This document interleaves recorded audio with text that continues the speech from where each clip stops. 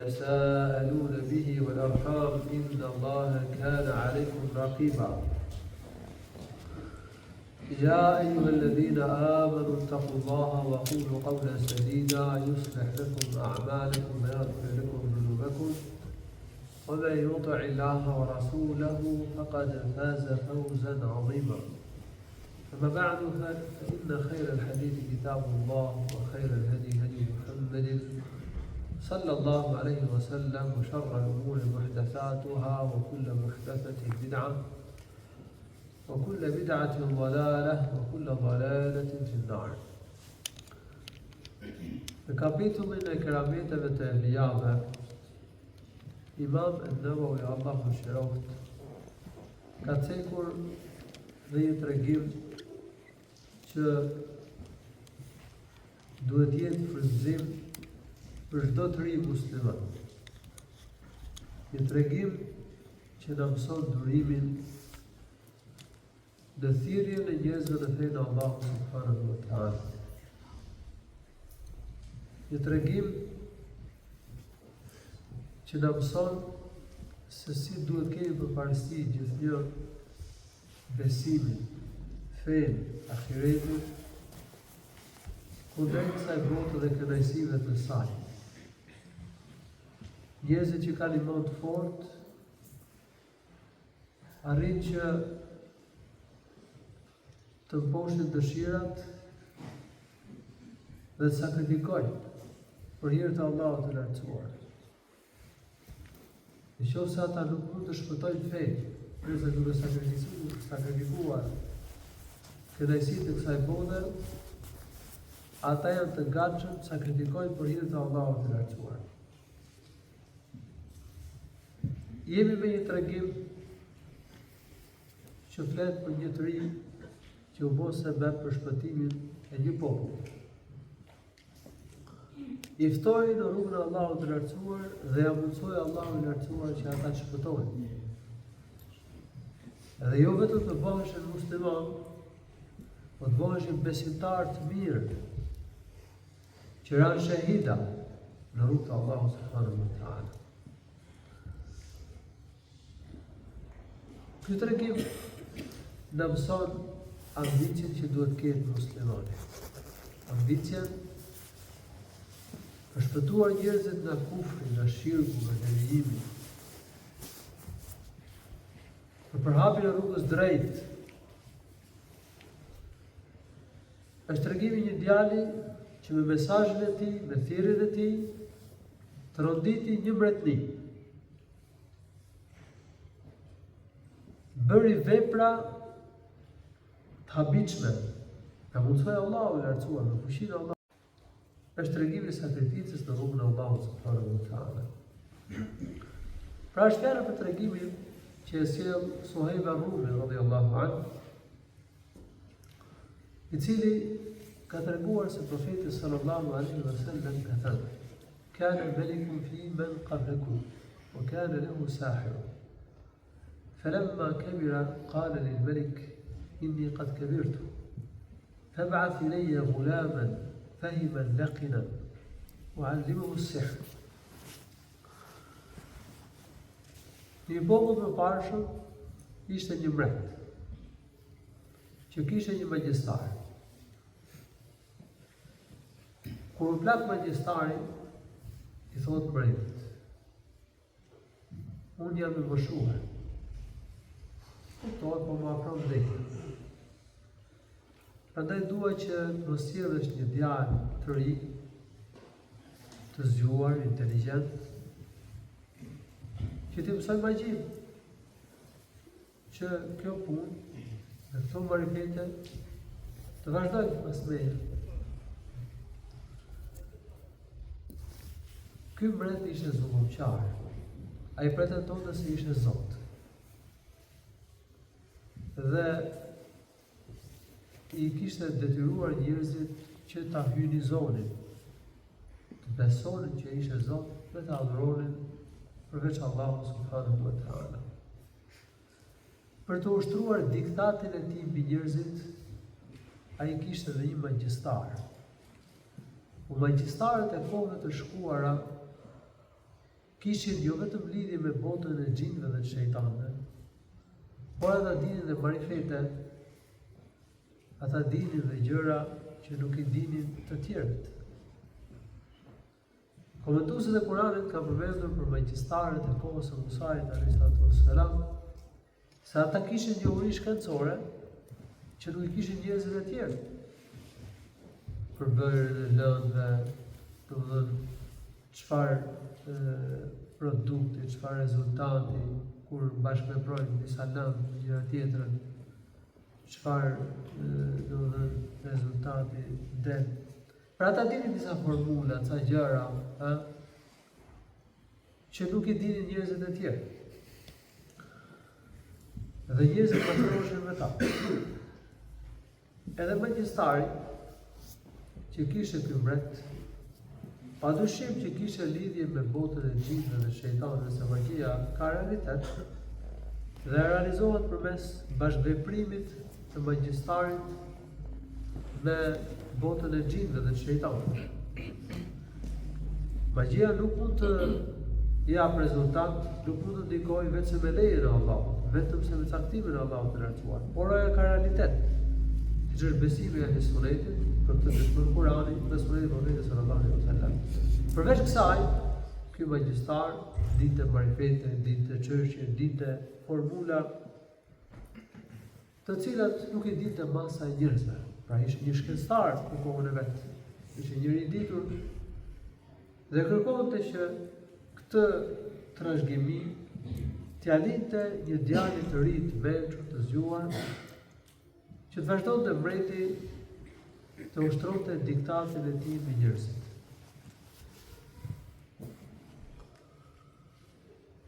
E zgjodhi mbreti një djalë të ri. Edhe filloi magjistari të mësonte marifetet, të mësonte shkatësinë, ta mësonte si të mashtronte njerëzit, të mësonte gjërat e magjisë. وكان في طريقه إذا سلك راهب فأتاه فجلس إليه فأعجبه كلامه. Por gjatë rrugës, kur shkonte për tek magjistari, hasi një murg. Domethënë një besimtar musliman ishte të rrequr në vetmi në një manastir dhe merrej me adhurimin e Allahut të lartësuar. Duhet të qenë koha kur besimtarët e pastër, ata që besojnë në Allahun të vetëm, që adhurojnë Allahun të vetëm, që ecën në rrugën e Isait dhe profetëve para Isait alayhis salam, ishin të pakët dhe përdiqeshin. Se në këtë mbretëri dominonte idhujtaria. Njerëzit adhurojnë të tjerë përveç Allahut të lartësuar. Ky ishte një murg, një besimtar i tërhequr në vetmi. Ky djalë i ri, i zgjuar, i shkatët, por edhe i pastër në shpirt, e hasi këtë murg. Allahu i lartësuar deshi për të diçka tjetër. Mbreti dhe magjistari kishin planet e tyre, por dhe Allahu ka planin e tij. Dhe plani i Allahut është më i fuqishëm. Allahu i shkatron planet e zullumqarëve, planet e tiranëve, nga nuk e mendojnë ata. Ky djalë që ata e kishin marrë dhe po e përgatisnin për punë të këqija, për mashtrim, për spekulim, për lështrimin e masës, për mbrojtjen dhe përhapjen e idhujtarisë dhe shirkut, ky do të merrte një rrugë tjetër. Ky do të mësonte tauhidin, besimin e pastër në Allah. Ky do të mësonte se vetëm Allahu meriton të adhurimin. Dhe ky do të ftonte njerëzit në rrugën e Allahut të lartësuar. Pra do të bëhej krejt e kundërt të asaj që kërkonte mbreti dhe magjistari. Sado që të përpiqen zullumqarët, tiranët, dhe njerëzit pranë tyre, shkencëtarë, filozofë, magjistarë, spekulojnë, të mashtrojnë njerëzit, të mbrojnë kotën, prapën kotën, ata nuk do t'ja dalin. Allahu subhanahu wa ta'ala do të udhëzojë ca njerëz dhe ata do të bëhen sebeb për përhapjen e dritës së Allahut. Feja e Zotit mund të zbehet. Besimi i pastër mund të zbehet, por nuk do të zhduket. E vërtetë do të përhapet. Kështu që ky djalë i ri e hasi një besimtar të tërhequr në vetmi.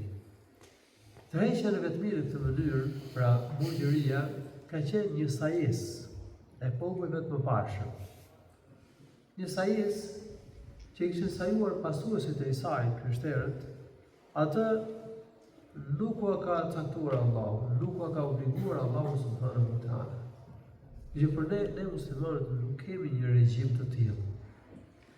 Por murgjëria për muslimanët në xhihad në rrugën e Allahut është udhëtimi në rrugën e Allahut subhanahu wa ta'ala, sipas një hadithi tjetër të profetit sallallahu alaihi wasallam. Në kohën tonë, duke qenë se ne nuk i kemi mundësitë për xhihadin fizik, ne kemi mundësinë e kërkimit diturisë, për hapjes diturisë. Dhe padyshim që rruga e kërkimit diturisë është njeriu që me rrugën e kërkimit diturisë është rruga e Allahut. Sipas një hadithi hasan, men kharaja fi talab al-ilmi fa huwa fi sabilillah hatta yarji'. Kush me rrugën e kërkimit të diturisë, ai është në rrugën e Allahut derisa të kthehet. Prandaj ka thënë dietarët, kush me rrugën e kërkimit të diturisë është në gradën e mujahidit në rrugën e Allahut. Është në rrugën e Allahut derisa të kthehet në vendin e tij. Madje marrja e diturisë për hapja e saj ka një gradë dhe një shpërblim më të madh tek Allahu i lartësuar edhe se xhihadi në rrugën e Allahut. Pas profetëve, tek Allahu i lartësuar vjen grada e dietarëve. Allahu i lartësuar, melajket, gjithçka në qiell dhe në tokë, Allahu i lavdron dietarët. Melajket, gjithçka në qiell dhe gjithçka në qiell dhe gjithçka në tokë lutet për dietarët. Pra ata që mësojnë hajrin e njerëzve. Kështu ka thënë profeti sallallahu alaihi wasallam në një hadith. Që ky djalë i ri të hasi këtë besimtar. I pëlqyen fjalët e këtij besimtari. Nuk po i flisë për besimin, por thotë besonte në Allahun, në natyrshëm, është pastër. Në dy ishte prirje të natyrshme, ishte në fitra. Edhe i njëjtë fjalët e besimtarit. Edhe hyrë në fenë islame, sipas një transmetimi tjetër.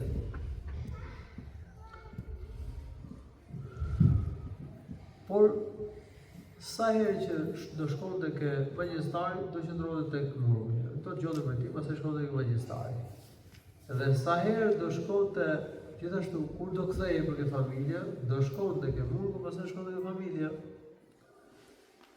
Magjistari e kuptoi që ky po vonohet në rrugë. Dhe ankohet nga familja e tij. E thotë që ky po vonohet. Sipas i transmetimi, magjistari ka rrahur. Pse po vonohet? Edhe ky ankohet nga murgu, si t'ia bonte.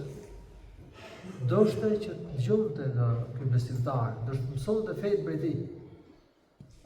Por ishte të hap, se magjistari arrite. Familja e priste. Edhe murgu besimtar ja mësoi diçka. I tha idha khashita as-sahir faqul habasani ahli.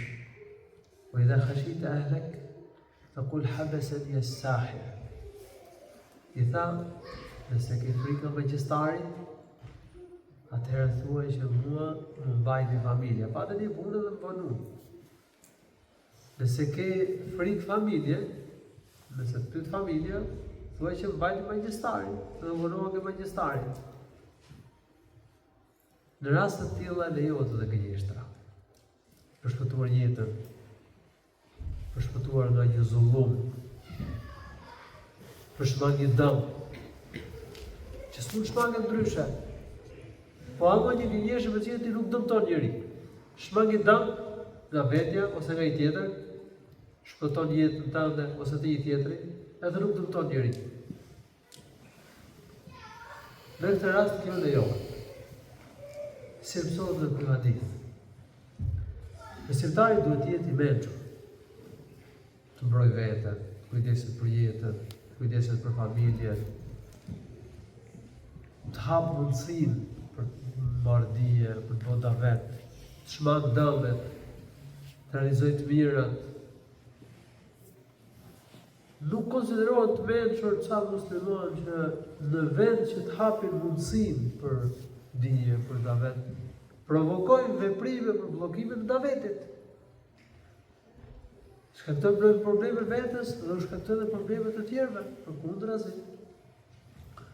Ne duhet t'i ruajmë mundësitë, duhet ta ruajmë lirinë, përpiqemi që të kemi liri, të kemi mundësitë, të mësojmë fenë, të prezantojmë fenë Allahut të lartësuar njerëzve, të komunikojmë me njerëzit. Dhe në qoftë se hasim ndonjë vështirësi, ndonjë mundim, pa dëmtuar njeriu, ne mund të shfrytëzojmë edhe ndonjë marifet. Mund të bëjmë edhe ndonjë plan që të mund të shmangim dëmet,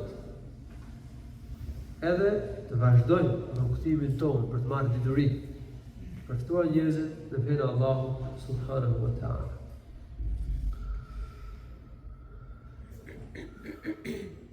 Ky djalë në një anë gjonte të vërtetën, në ana tjetër gjonte të kodën, edhe në zemrën e tij përziheshin të dyja. Padyshim që ky anonte nga e vërteta, por gjonte sa këtej, sa andej. Dhe një pjesë e të rive në kohën tonë janë në këtë gjendje. Në njëra anë gjojnë dietarët, gjojnë hoxhallarët, gjojnë besimtarët e mirë, të cilët u flasin për besimin e Allahut, besimin ditën e gjykimit, për besuar Kur'anin, për besuar profetin, për të praktikuar sunetin, për të zbatuar detyrat e fesë, për të ruajtur nga gjunahet. Po nga ana tjetër, gjojnë edhe njerëz që thonë shijoj jetën e në ahiretin, shijoj jetën në kësaj bote. Gjojnë edhe njerëz që thonë deri detyrat e fesë, në rrugën e gjunaheve. Gjojnë edhe njerëz që nxisin për të bërë vese të ulta, për të bërë punë të këqija, për të marrë rrugën e gabuar. Gjojnë ide të kota, ide të ateizmit, materializmit. Lloj idesh ka sot në botë.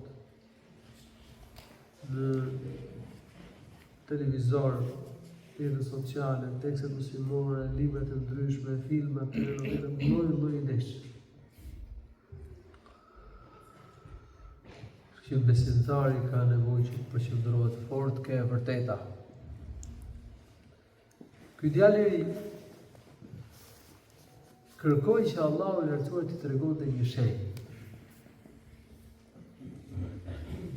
Një shenjë që qetësohej, ai e kuptonte që burgu ishte në të vërtetë. Po kërkonte një shenjë e cila do t'i jepte më shumë siguri, më shumë kënaqësi.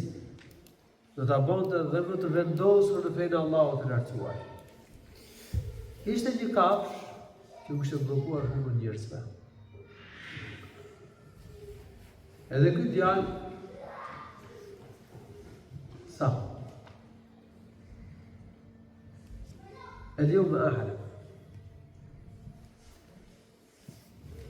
أعلم sot do ta marrësh. Nëse magjistari është në rrugën e drejtë, apo burgu është në rrugën e drejtë të mirë. اليوم أعلم الساحب أفضل أم الراهب أفضل.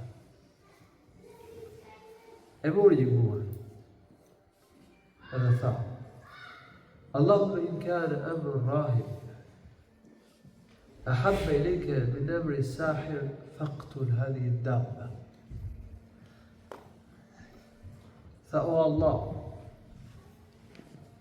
nëse rruga që ndjek burgu është e dashur tek ty,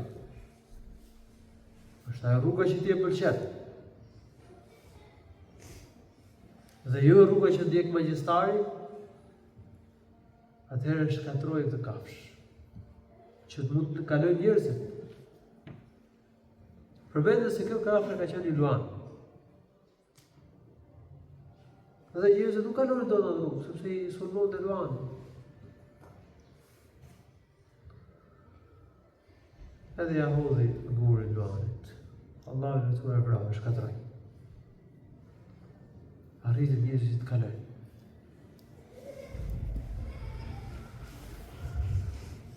Ky djalë përmendi bëri lutje Allahu të lartësuar, po përmendi murgun para magjistarit. Tha, o Allah, në qoftë se rruga që ndjek murgu është rruga që ndjek pëlqet, dhe jo rruga që ndjek magjistari, shkatërrohet të kafsh. Ta kupton që ai donte nga e vërteta. Ai donte rrugën në cilën ishte murgu. Por ai kërkonte që Allahu t'i jepte një shenjë, të kishte më shumë siguri, të kishte më shumë bindje, të kishte më shumë vendosmëri në fenë Allahut të lartësuar. Prandaj unë sot do ta marr vesh. Domethënë do të kem bindje dhe më të madhe. Do të kem siguri dhe qetësi më të madhe në rrugën që ndjek, rrugën e Allahut subhanahu wa taala. Allahu subhanahu wa taala shkatërroi të kafsh. Ne alhamdulillah kemi Kur'anin, mrekullinë e madhe që Allahu na thua nga Muhamedi sallallahu alaihi wasallam. Kush mëson Kur'anin, kush e kupton Kur'anin, ai ka një argument fort. Argumentet e Kur'anit japin qetësi dhe siguri besimtarit. Mrekullitë e profetit, nëse do të njohim mirë, shenjat e profecisë Muhamedit sallallahu alaihi wasallam. Po ka edhe shenjat e profecisë që ekzistojnë sot.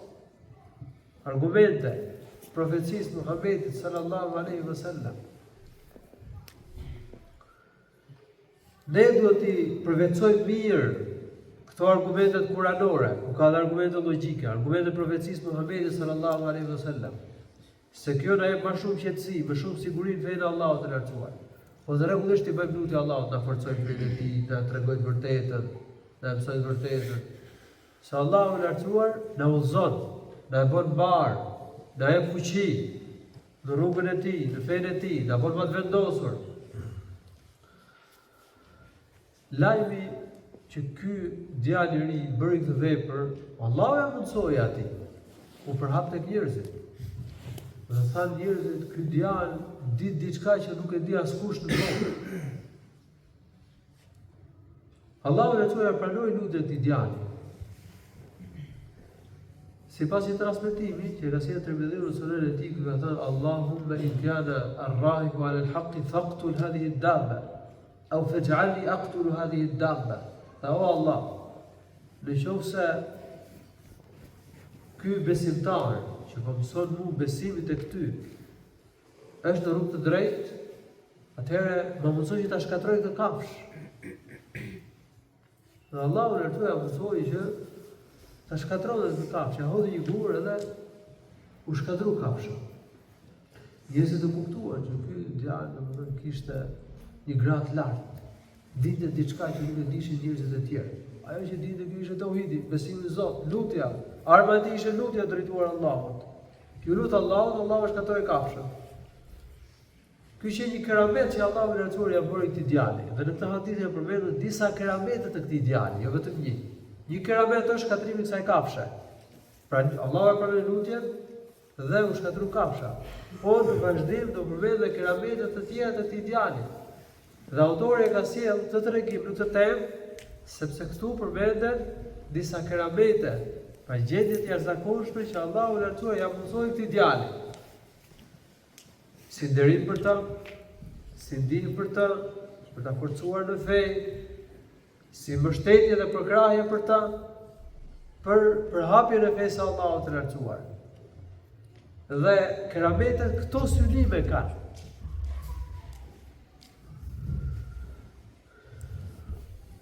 Allahu subhanahu wa ta'ala pasi ja mësoi këtë gjë të djalin, shkon ke murgu dhe i tregon.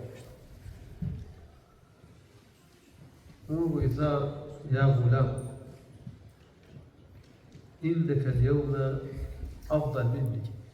I tha, o biri, ti sot je më i mirë se unë. Edhe ky mësues ishte shumë i thjeshtë. Nuk goroi që t'ja thoshte nxënësit e tij që ti sot je më i mirë se unë. Të ka zgjedhur Allahu për një mision të lartë. Kështu që bën mirë mësuesi ta vlerësojë nxënësin, por në qoftë se vlerësimi Dhe lavdrata nuk e dëmton ata. Përkundrazi, domethënë kur vlerësimi e nxit që të jetë më produktiv, të punoj më fort, sakrifikoj më shumë, që a thotë që ti je rrugëbar, je rrugë mirë, ke perspektivë, por ki frikë Zotit. Rrugë me gjunahe. Vazhdo rrugën e Allahut të lartësuar. Shto dituri. Pra mësuesi tregon kujdes për nxënësin. Po dhe ja përmend meritat të nxënësit.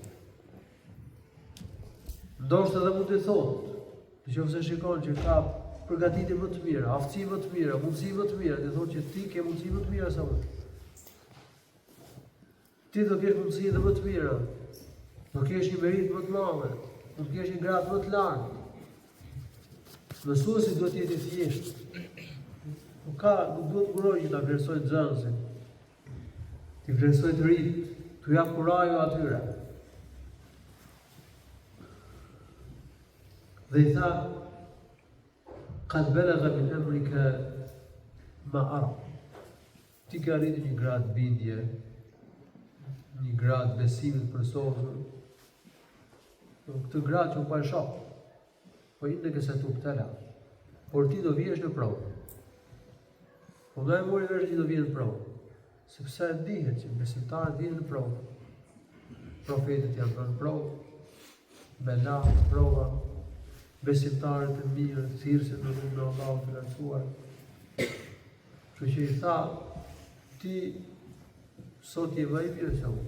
Do bëhesh thirrës në rrugën e Allahut. Do ballafaqohesh me mbretin, me tiranin, me zullumqarët, me ushtrinë e kotës. Por ti do vjesh në provë. Kjo rrugë ka vështirësi.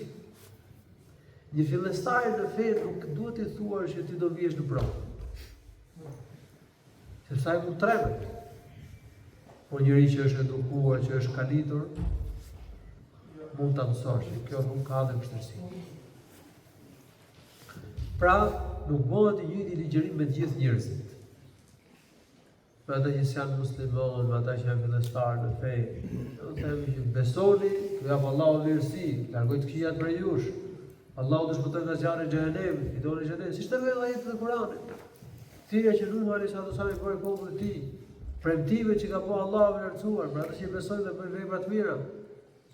Por nëse vëret që njëri është rrënjosur në besim, ka marrë rrugën e xhairit, është i vendosur në rrënjosur në fe, atëherë ne mund ta përgatisim dhe i themi që kjo rrugë ka vështirësi. Dhe sa më të larta ketë gradë njeriu, sa më shumë merita të ketë, aq më shumë vështirësi do të hasë. Rruga e thirrjes për tek Allahu i lartësuar ka vështirësi.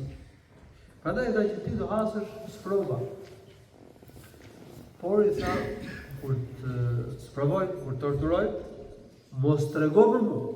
Mos i thuaj kujt se kush ta mësoi besimin në Zot. Wa kana al-ghulam yubri'u al-akmaha wal-abras.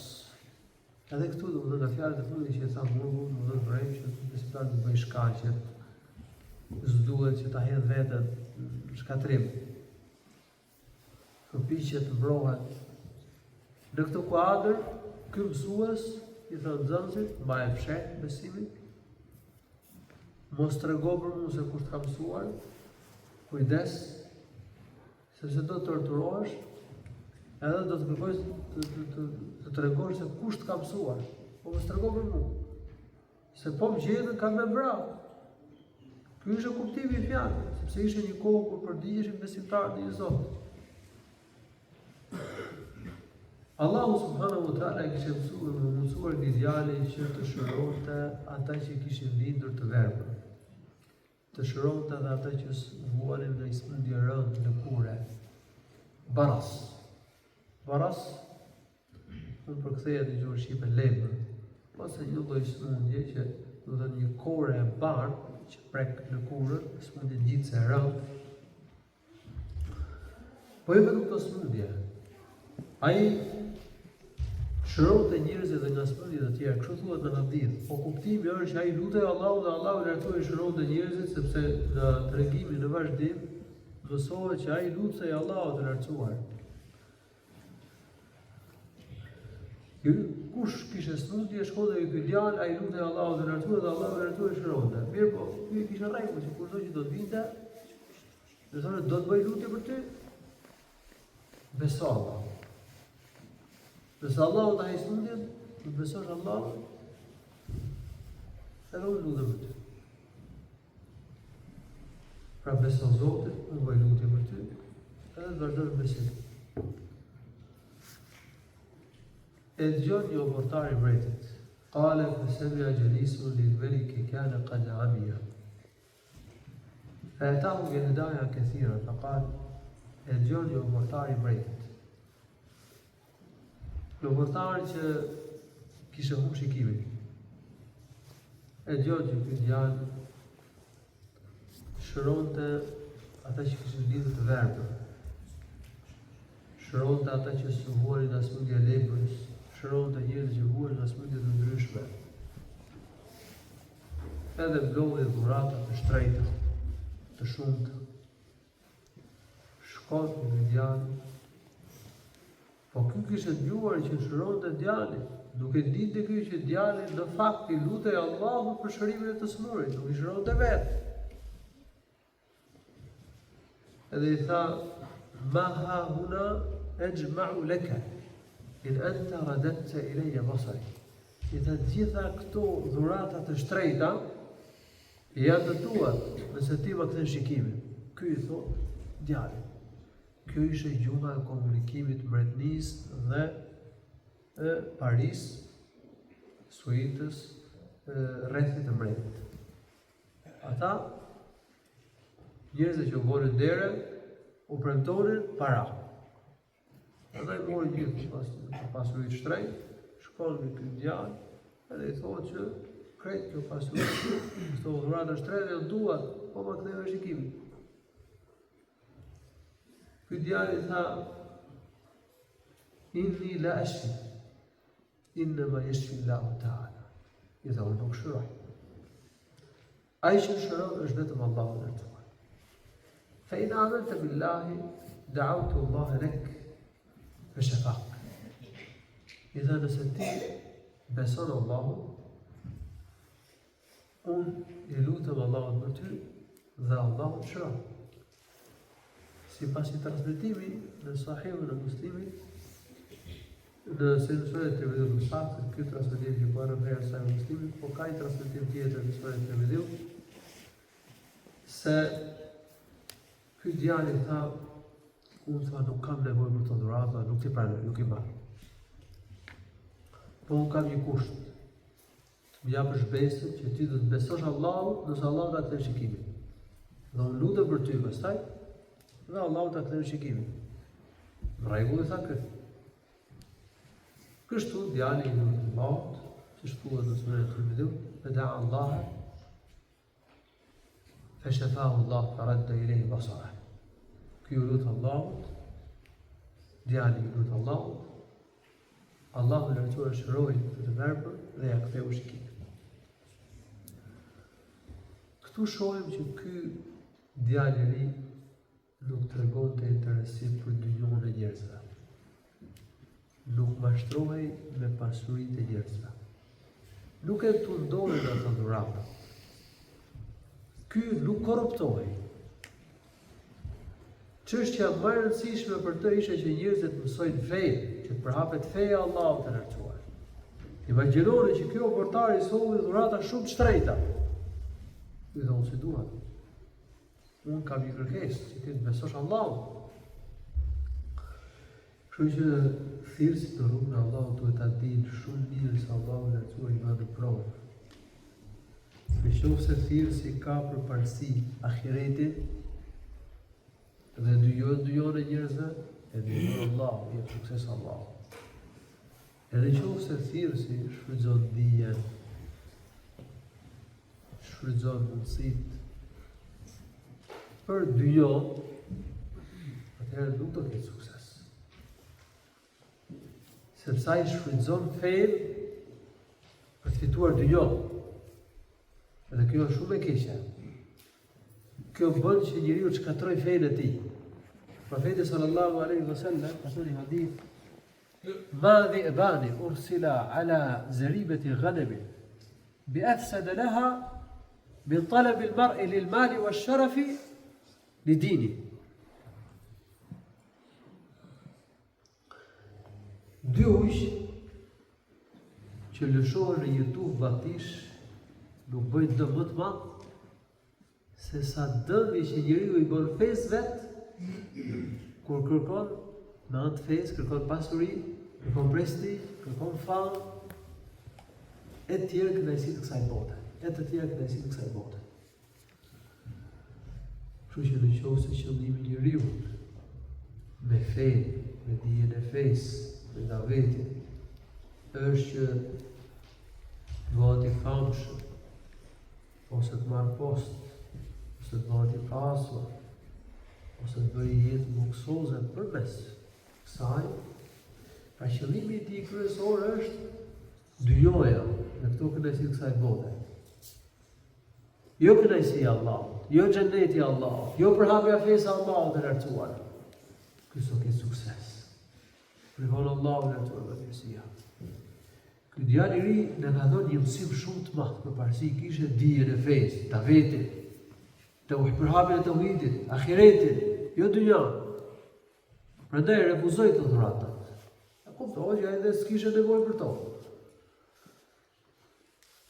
Nevojitën për përhapjen e fesë Allahut të lartësuar, dietar, thirrës, ja zahidër të botë, që ka të parësi ahiretit, jo dynjon, që nuk të ndohen nga jeta luksoze që bën njerëzit, pasuria, nuk korruptohen, nuk e shesin veten. Ti je zahid, të kesh për parësi ahiretit kundrejt dynjons, nuk do të thotë që njeriu të mos ushqehet mirë, të mos vishet mirë, të mos bëjë jetë mirë dhe të këndshme, nuk është ky kuptimi. Nuk është qëllimi që një i ri, një thirrës në kohën tonë të vishet me rroba të ashpra leshi, me gumë për shembull, apo të jetojë për moçale, apo të tërhiqet dhe jetojë nëpër manastire, apo të mundojë dhe stërmundoj veten, siç është ka qenë koncepti i murgjërve të krishterë, apo i dervishave të sekteve të sufizmit. Ku është ky zuhdi që kërkohet? Nuk është ky zuhdi që ka zhvilluar profeti dhe shokët e tij, selefët e ummetit dhe dietarët brez pas brezit. Zuhd kesh përparësi ahiretit kundrejt dynjos, të ruhesh nga gjunahet, mos korruptohesh, mos e shesin fenë, të lanë, të marrë nga dynjoja aq sa të shërbem të vazhduar rrugën e ahiretit. Dhe t'i lamë ato gjëra që të dynjos që nuk na shërbejnë në rrugën e ahiretit dhe nuk sjellin dobi për ne për në ahiret. Mos e lëm dijen dhe davetin për shkak të kësaj bote dhe kënaqësive të saj.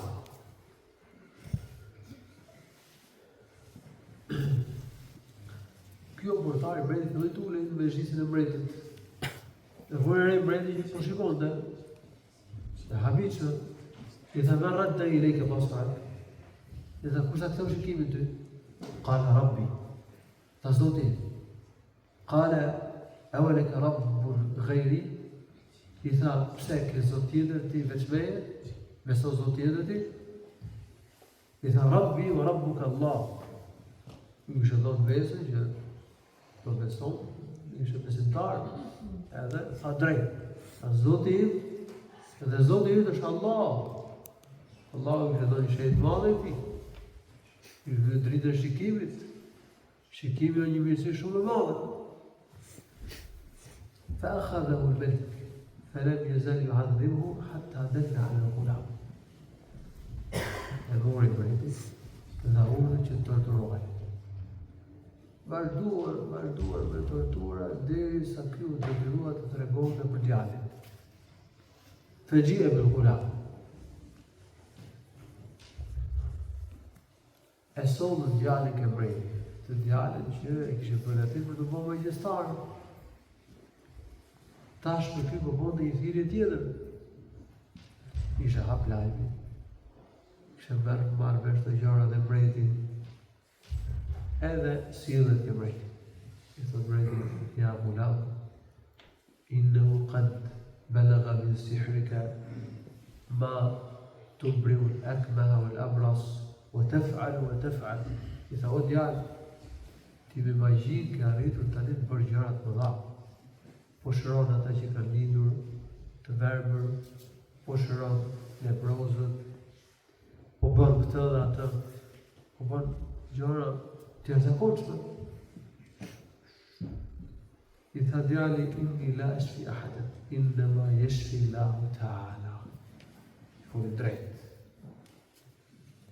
I tha, unë nuk shëroj askënd. Nuk jam të meritat mia. Ai që shëron është vetëm Allahu i lartësuar. Por nuk kam atributa individuale. Se ai që shëron është vetëm Allahu, çka thon Allahu i lartësuar në Kur'an, duke folur për Ibrahim alayhis salam, wa idha maridtu fa huwa yashfin. Wa idha maridtu fa huwa yashfin. Kur unë smurem, vetëm ai më shëron, pra vetëm Allahu i lartësuar më shëron. I foli edhe mbreti për tauhidin. Në tregoj, po ky ishte tiran, kokë fort, kryelartë, nuk i lështrohet vërtetës. Kur Allahu ja mbulos zemrën njeriut, edhe pse ai shikon të vërtetën, edhe pse i shikon shenjat, nuk e pranon të vërtetën. Se udhëzimi është dorë të Allahut subhanahu wa taala. Mbreti dha urdhë që të torturohej. Dhe vazhduan me torturën për të djalë, derisa u detyruan që të tregonte se i kishte mësuar murgu. فدل على الراهب فجيء بالراهب فقيل له ارجع عن دينك فأبى فجيء بالمنشار فوضع على مفرق رأسه فشقه حتى وقع شقاه. E sollën besimtarin atë murgun që i kishte mësuar djalin. E mësohën ke me shisi mbreti. I tha mbreti, hiq dorën nga feja, nga besimin i Zotit, nga adhurimi i tij. I vetëm. Refuzoi me hiq dorën nga besimi. Popujt e mbarshëm nuk ishin të lejushme që të tërhiqeshin nga besimi gojalisht në kushte e imponimit e tyrive forcës. Nësa për ne muslimonët, për ibetin tonë, që njëri rrezikon ta vrasin apo ta torturojnë rand, lejohet që ta thot fjalën e kufrit me gojë, por me kusht që në zemër të jeti qetë besim. Kjo lejohet, po më e mira është durimi. Siç ka ndëruar për shembull Bilali radhiyallahu anhu, edhe nuk pranoi që të thoshte, nuk pranoi të thoshte vetëm të fjalën ahad, vetëm një Zot, vetëm një Zot. Nëse Ammar ibn Yasir radhiyallahu anhu u përgjigj se ja vran prindrit, Yasir dhe Sumeja. U përgjigj me gojë, por zemra kishte qetë besim. Edhe zbriti, për shkak të tij zbriti fjalë Allahu subhanahu wa ta'ala, "Men kafara billahi min ba'di imanihi illa man ukriha wa qalbuhu mutma'innun bil iman." Përveç atij që detyrohet me forcë, me dhunë, ndërsa zemrën e ka të qetë në iman. Pra këtij lejohet ta shpreh fjalën e kufrit që kërkojnë zullumqarët, që kërkojnë ta shpreh, ta thotë, me gojë, por zemrën ta ketë qetë në iman. Atëherë më mirë është që njeriu në një rast të tillë bëjë durim. Po lejohet, vetë tonë i lejohet. Nësa për besimtarët e mëparshëm nuk lejohet kjo gjë. Prandaj ky burg tregoi durim, refuzoi që të thoshte se do të hiq dorë nga besimi. Prandaj mbreti dha urdhër që ta sharronin me sharr. Ja vendosën sharrën midis kokës. Edhe e ndanë në dy pjesë. Dy pjesë e trupit të tij ra tokë. Ra dëshmor, martir. Thumë gjihe për gjelisin belik. Pastaj e sollën o portarin e mretit. I tha irgji an dinik. I tha hiq dorë dhe nuk i besim. Hiq dorë nga feja. Refuzoi që të lindte fejë. Edhe këtia vendosën sharrën midis kokëve, edhe e ndanë dy pjesë, i ranë dy pjesë në trupin tokë. Edhe ky ra martir. Profeti sallallahu alaihi wasallam ne ka folur një hadith për torturat që kanë vuajtur besimtarët e popullit të mëparshëm. Ka treguar Khabbab ibn Arat radhiyallahu anhu se një herë kishte vujt shumë nga torturat e juditarëve. Qala laqina yawman min al-mushrikeen shiddatan. Qala فشكونا إلى رسول الله صلى الله عليه وسلم وهو متوسد بردة في ظل الكعبة. هذا shkuan ankohen u edhe u ankohen ke profeti sallallahu alaihi wasallam, të cilin e gjetën të ulur në hijet e Ka'bes, mbështetur, kishte vendosur diçka në tokë, por ishte mbështetur. Dhe i thanë, o i dërguar i Allahut, ela tastansir lana, ela tad'u Allah lana. I thanë, o i dërguar i Allahut, e pse nuk i lutesh Allahut që Allahu na jap fitoren, domethënë që ne të triumfojmë dhe shkatrohen këta kundërshtarët e miqtonë. Kërkoni që të vinte së shpejti, të vinte dëshkimi i udhëtarëve të Mekës, shkatroheshin. E pse nuk i lutesh Allahut për ne? Profeti sallallahu alaihi wasallam u tregoi për vujtjet e popullit të mëparshëm, vujtje më të mëdha se sa vujtjet që kanë dhënë besimtarët e tij vetë. وثار قد كان الرجل في من قبلكم يؤتى به فيحفر له في الأرض ثم يؤتى بالمنشار فيوضع على مفرق رأسه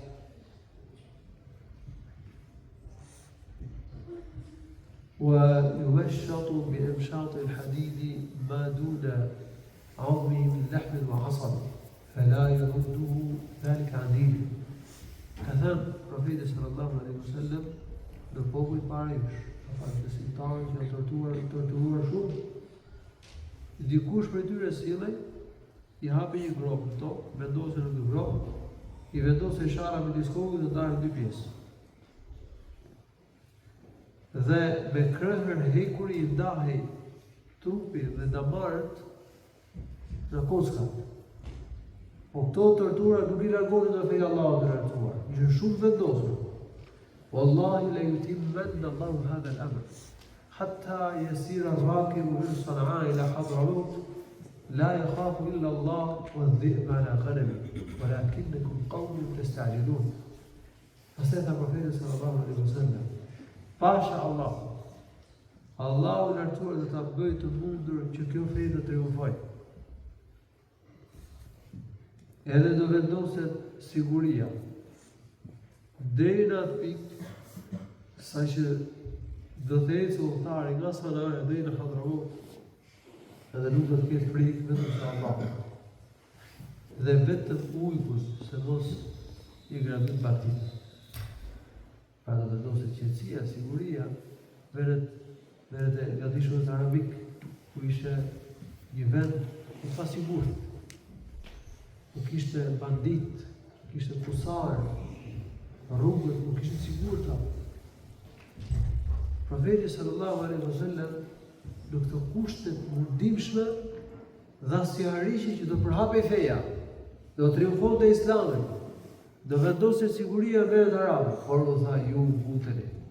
Ju kërkoni që këto shkatrohen shpejt. Besimtarit duhet kërkojë të udhëzohen njerëzit. Profeti dhe shokët e tij kanë vuajtur nga tortura, megjithatë kanë kërkuar që të udhëzohen njerëzit. Dhe jo që Allahu i lartësuar të shkatrojë njerëzit. Nuk ketë sot muslimanë që bëjnë lutje të shfarosen gjithë qafirat. Kjo teprim. Përkundërës ne duhet të bëjmë që Allahu të udhëzojë këtë popull, këta njerëz. Dhe jo që ata të shkatrohen. Populli i bashkëm kanë vujt shumë, po kanë duruar me Allahun e lartësuar. Besimtarëve ju nevojiten disa lloje durimi në rrugën e thirrjes dhe të përmirësimit të gjendjes njerëzve. Spari, kur vujnë, kur janë tortura, duhet durojnë provat. Ne elhamdulillah vendit tonë nuk kemi kushte të tilla. Po e kanë kaluar njerëz në këtë vend këto shumë sprova të rënda. Ja të regjimit komunist, ka dietarë që janë vrarë, janë burgosur, janë internuar, ka besimtarë që kanë vuajtur. Pas asaj periudhë të errët, erdhi kjo koha e lirisë dhe mundësive të mira për dije dhe davet, e kjo falënderimu të këtë Allahu subhanahu wa taala.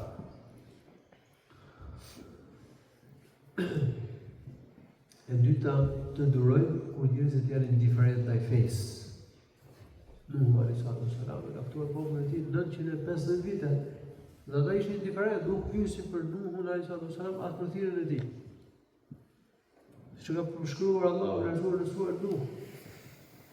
Kanë shpjeguar komentuesit e Kuranit se gjyshi ose babai këshillonte fëmijën e moshte ky. Edhe gjyshrit tanë, vëllarët tanë, në ka thonë që ky ftonte në fejnë e vetë, edhe thoshë mos e gjorin ta, pra dhe mos e gjorin ta. Baba ose gjyshi ja lidhe përësi, fëmijën ose nipin. Këto mos e gjorin. Ishin shumë indiferent, po pyeshin. 950 vite ka ftu popullin e tij. Ka treguar durim duke ftuar njerëzit në fenë Allahu subhanahu wa taala. Edhe ne, i pjesë njerëzit në vendin tonë janë indiferent, nuk pyesin për fejnë. Megjithatë ne duhet durojmë. Dhe kjo është një nga llojet e durimit. Ka njerëz që humbin durimin, thotë ka njerëzit e qytetit, ka njerëzit e familjes, ka njerëzit e fshatit, lagjes time, nuk pyesin për mua, as për thirrjen time. Edhe e le thirrjen, e praktikis vendin. Kjo sjellje është e gabuar, dhe nevojitet durim. E di Allahu se kush do udhëzohet dhe kur do udhëzohet. Allahu në thonë na vën provë neve që ne tregojmë durimin duke thirrë njerëzit në fenë Allahut të rrethuar. Kurani duhet ta lexojmë dhe me këtë sy. Se si ka duruar profetët, Musa alayhis salam ka duruar një kohë gjatë duke ftuar Firaunin, parinë e tij, Kiptët, Egjiptasin dhe Banu Israilin në fenë Allahut. Në Egjipt, profeti jonë në periudhën e Mekës, por njerëzit ishin indiferent. Ka duruar duke ftuar njerëz në fenë Allahut të rrethuar. U fola për Nuhun alayhis salam dhe për shumë profetë tjerë për cilët e ka treguar Allahu subhanahu wa taala në Kur'an. Një lloj tjetër durimi, fushën e thirrjes dhe përpjekjes për përmirësimin e gjendjes njerëzve. Durimi kur fillon fitoria. S'duhet ta lënë popullin e dijes, davet dhe përpjekjes për përmirësimin e gjendjes së muslimanëve dhe gjendjes së njerëzve në përgjithësi. Se mund të njeriu demoralizohet, nuk shpresoj, po kur do të fitojnë muslimanët? Kur do rrimë këmbë? Kur do bëhet shteti islam? Kur do shpëtojnë ta muslimanët që janë shtypur në këtë vend dhe në atë vend? Ndihma dorë Allah. Ne të përpiqemi të bëjmë sebepet që i kemi të mundshme. S'do të dorëzohemi. Kur nuk duhet ta lënë rrugën e dijes dhe davetit.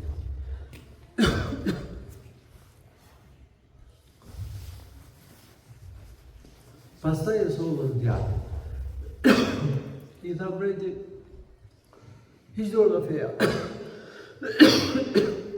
Djali refuzoi të lindte fenë. قال فدفعه إلى دفعه فقال اذهبوا به إلى جبل كذا وكذا فاصعدوا به الجبل فإذا بلغتم ذروته فإن رجع عن دينه وإلا فاطرحوه. Masi ky djalë refuzoi që të lindte fenë, mbreti caktoi një grup ushtarësh. U dha këtë djalë, tha merreni, edhe do shkoni me të në filan mal. Do ngjiteni në majt malit. Dhe atje do t'i kërkoni që të heq dorë nga besimi nga feja. Nëse heq dorë nga feja e tij, sillni. Nëse nuk heq dorë, do ta hidhni në ner, edhe do ktheheni. Qala فصعدوا به الجبل فقال اللهم اكفنيه بما شئت. E morën djalën dhe u gjitën mbajt malit. Në veri kur u gjitën atje, para se këta të përre një dorë nga besimi. Kjo kishe një armë, arma ti ishe lutja. Tha, o Allah, më ruaj nga sherri i tyre, nga plani i tyre, me mënyrën që dëshiron ti. Do më ruaj dhe shkatroj këtë njerë. Ashtu që ti, si të dëshirosh ti. Qale fa rajafa bihimu l-jabal fasaqatu wa jaa yamshi ila al-malik. Allahu që ka në dorë gjithësinë, Allahu ka kriju malet, Allahu ja lëshoi malit një tërmet. U bon një lëkundje fort, edhe rangë në derë të gjithë, përveç djalit, shpëtoj. Erdhi duke erdhur tek mbreti, u hapit mbreti. Ma fala ashabu. I tha, ku i ke shokët? Qale kefanihim Allahu bima sha. Tha Allahu më mbrojti nga sherri i tyre. Ashtu si deshi ai. فدفعه إلى نفر فقال احملوه في قرقور وتوسطوا به البحر فإن رجع عن دينه وإلا فاقذفوه فيه. U tha këtyre ushtarëve, grupi tjetër të ushtarëve, prapë nuk zite me. Megjithëse Allahu ishte treguar shumë shenja. Po Allahu ja kishte verbruar arsyeën e zemrës, i kishte mbulur zemrën këtij zullumçarit të madh. Mos kujtojmë se tiranët dhe zullumçarët e kohës tonë nuk e shohin të vërtetën. Ata shohin shumë shenja, shumë gjëra, por Allahu ka verbruar zemrën. Dhe ata nga menimëllësia, nga inati, nga urrejtja, nuk e pranojnë të vërtetën. Dhe kërkojnë të shuajnë dritën e Allahut subhanahu wa taala. Sa këtë një grup tjetër ushtarësh, ta merreni, ibri me të në një anije të vogël, edhe do shkoni me të në mes detit, larg fort në det. Atje do t'i kërkoni që të heq dorë nga besimi. Nëse heq dorë, mirë të sjellë. Në të kundërt, do ta hidhin në det, edhe do të kthehen. Shkojnë ta me anije bashkë me djalin mes detit. Atje djali tha, Allahumma kfinihi bima shi'ta. Tha, o Allah, më ruaj me mënyrën që dëshiron ti. Qale fankafa'at as-safina faghariqu faja'a yamshi ila al-malik. Kuptohet u e vërsu dallet e detit. U përbës anija. U mbytë këta gjithë. Edhe djali shpëtoi. Shpëtoi Allahu i lartësuar. Erdhi duke ecur tek mbreti. Edhe shkoi kastire, shkoi tek mbreti. Kishte një mesazh fort. Allahu i kishte dërguar këtë djalë. Allahu i kishte përgatitur këtë djalë që ta trondiste këtë mbret. Të trondiste të mbretni. Ta bon të shkak që të përhapi besim. Vjen duke ecur tek mbreti. I tha ma fa'ala ashabu. Ku i ke shokët? Tha Allahu lartësuar më mbrojti ashtu si deshi ai. Ata u mbytën u shpëtoi. Pastaj tha ejuhal malik, innaka lasta biqatili hatta taf'ala ma aqul lak. I tha umret, ti nuk do të mundesh të më vrasësh mua derisa të bësh atë që do të them. Do të bësh atë që them, po derisa të më vrasësh. Qale ma që shumë interesuar i tha priste. I tha më tregon çfarë do të bëj. Qale tajma'u an-nasa fi sa'idin wahid. Atë merr gjithë njerëzit e mbretërisë në një fushë. Qale wa taslubuni ala jid'in. Tha dhe do të kryqëzosh mua në një trung peme, para njerëzve. wa ta'khudhu sahman min kinanati. Do ta marrësh një shigjet nga trasta e shigjetave të mia. Wa tad'ahu fi kabidil qaws. Këtë shigjet do ta vendosësh në mesin e harkut ose aty fillit të harkut. Do ta vendosësh në harkun, në gjithë harkun. Edhe para se të hedhësh shigjetën, pasi ta kesh drejtuar, duhet thuash Bismillah Rabbil Ghulam. Do thuash me emrin e Allahut, Zotit të djalit. Jeta është dorë të Allahut. Shpirti është dorë të Allahut. Çfarëdo që të bëjnë njerëzit, nuk mund të t'i bëjnë dëm njeriut pa lejen e Allahut, pa caktimin e Allahut, pa urdhrin e Allahut subhanahu wa taala. Ky mbret megjithse përdori mënyra të ndryshme, mori përpjekje, nuk arriti që ta vrisën dot të djalin. Allahu lartësuar do të tregonte paktësinë e këtij mbreti. Do të tregonte njerëzve që ky s'ishte gjë. S'kishte dorë jetën dhe vdekjen. S'kishte atribute hyjnore. Nuk ishte ky Zot.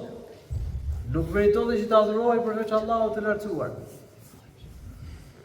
Edhe kështu bëri mbreti, i mblodhi të gjithë njerëzit në një fush, e mori këtë djalin dhe e kryqëzoi në një, e vendosi, domethënë të lidhur, kryqëzuar në trumbun e një peme. Njerëzit po shikojnë me vëmendje se çdo ndodhte, çdo bëhen, a do arrinte mbreti ta vriste apo jo.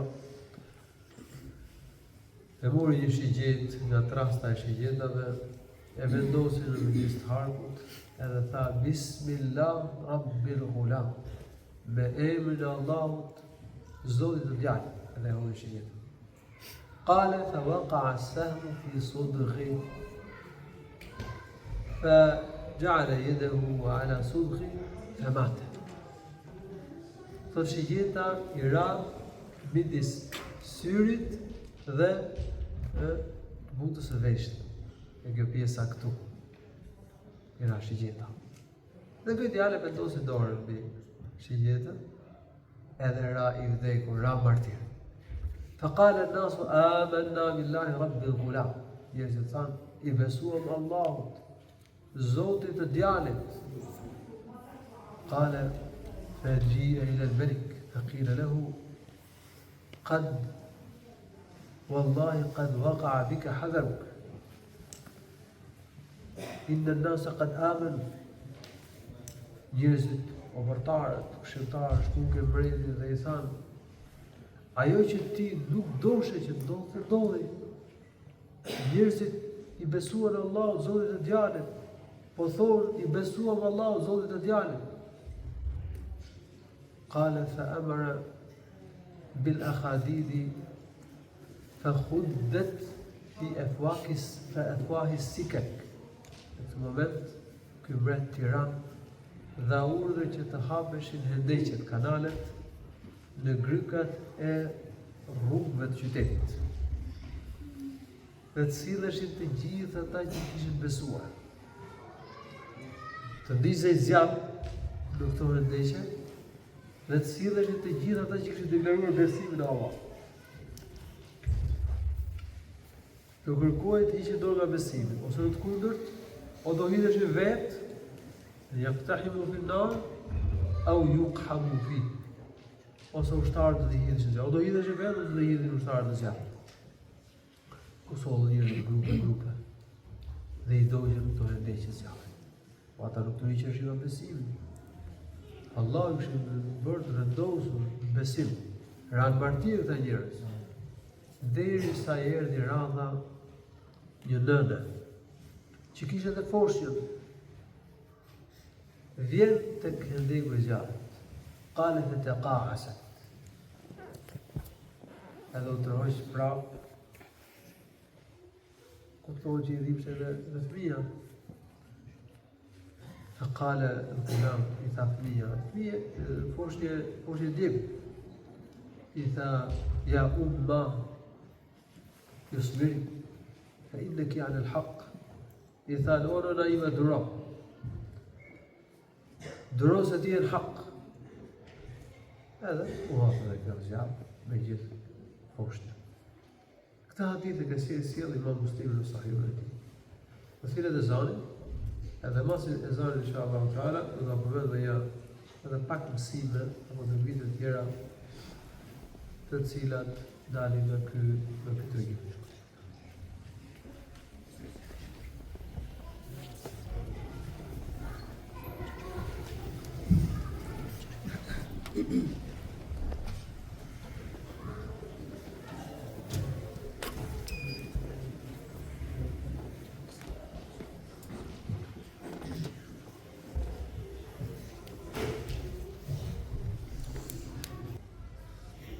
Alhamdulillah, salatu wassalamu ala rasulillah.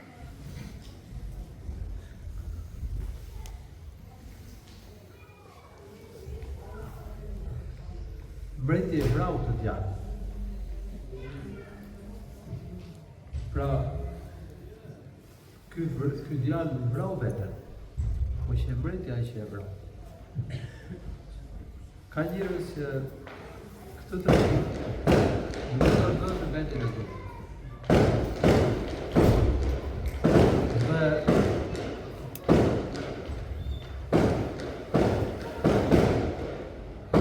Nuk vrasin vetën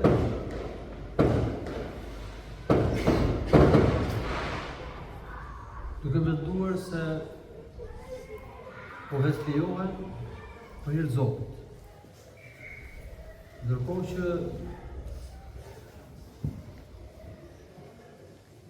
vetëlijimi nuk është sipas veprimi që bëj, vetvrasja nuk është sipas rrugës profetit sallallahu alaihi wasallam. Vetëlijimi nuk lejohet në kushtet kur ka një prijes musliman, kur ka një komandant që është nisur nga një prijes musliman, prijes i shtetit islam,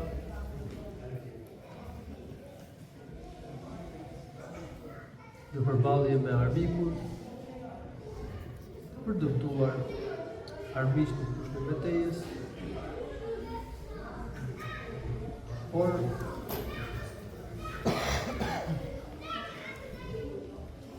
vetvrasja në pretendimin se kështu do të rreqim në vendin e njerëzve, apo kështu të përhapet feja e kështu me radhë, nuk është punë e saktë. Ka ndodhur që profeti sallallahu alaihi wasallam me shokët e tij kushtet kur s'kishte shtet të bënin veprime të tilla apo të zgjisnin për veprime të tilla. Kështu që ajo është një metodë e gabuar. Ky djalë po thirrte të njerëzit me Allahut, mbreti kërkon të ta vriste. Dhe po bënte gjithçka për ta vrarë.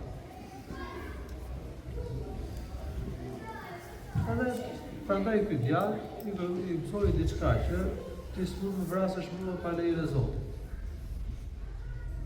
Po dhe të vrasësh mua do të përmendesh emrin e Allahut. Dhe ai që e vrau që mbreti, që nuk vrau veten. Dhe këtij djali u ngushtuan të gjitha rrugët. Kështu që sjellja e këtij tregimi si pretekst ose justifikim për vetvrasjet nuk është saktë. E dyta, ky tregim do të na mësojë durimin. Durimin në thirrjen e njerëzve për Allahun e rrethuar. Ky tregim na mëson sakrificën për fenë e Allahut të rrethuar. Sakrifikojmë për shembull jetën luksoze, marrë durimin për davet. Sakrifikojmë dëshirat e këqija, ruhemi nga gjunahet. Për nesh kërkojnë sakrificë e vogël. Ky djalë sakrifikoi jetën luksore. Le të lëmë gjuna, të lëmë haramet. Ky tregim duhet shërbej si udhëzim, si model për të rinjt. Që jenë vendosur fenë Allahut, ka për fenë Allahut të lartësuar. Elusë Allahut të bëjë të dobishme, të shpjegova, Allahu shumë të mira. Alhamdulillah Rabbil Alamin, sallallahu alaihi wasallam, ala nabiyyina Muhammad wa ala alihi wa sahbihi.